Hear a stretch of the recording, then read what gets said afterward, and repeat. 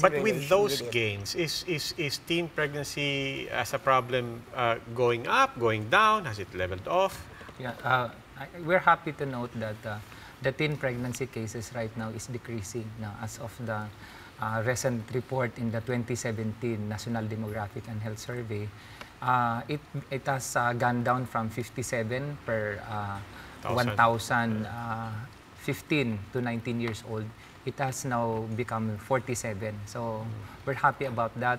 The incidences are coming from the urban areas and the rural areas, although most of those having teenage pregnancies are in the rural areas. But we're happy with that.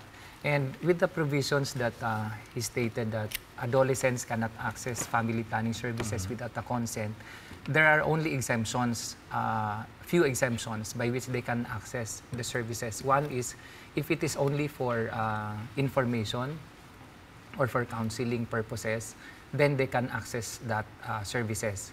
The other thing is if the child has already first pregnancy, so to prevent the second pregnancy, that is okay. And the third one is if it is an emergency situation, or if the child is a victim of gender-based violence, especially on sexual abuse. In that case, there is no need for consent from the parent or the guardian, especially if the guardian or the parent is the accused party. So in that case,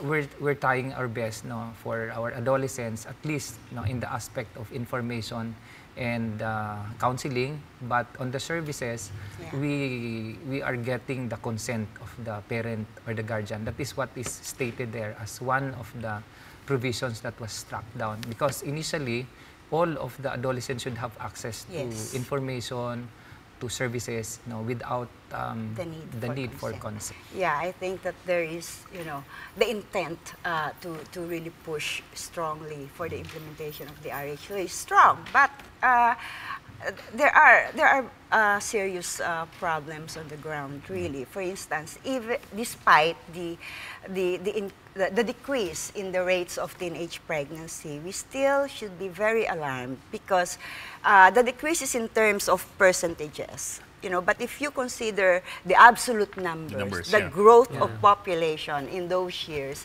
then I would even say that there might be even more of our girls getting pregnant. For now, for instance, about 24 babies are born to teenage mothers every hour in the Philippines. This is based on the statistics. Yeah, based on the NDHS. So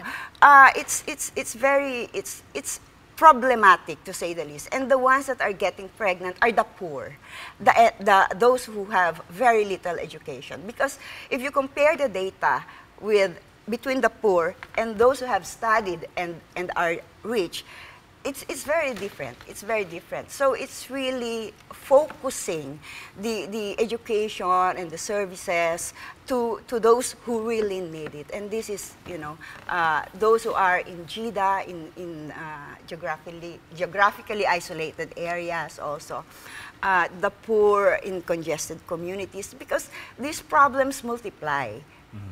For instance, if you are living with somebody with tuberculosis, it's not advisable for you to get pregnant and give birth, because then, the problem becomes complicated. And HIV then, for instance, ang problema natin with HIV is very serious. And so, the full implementation of the RH law is so crucial.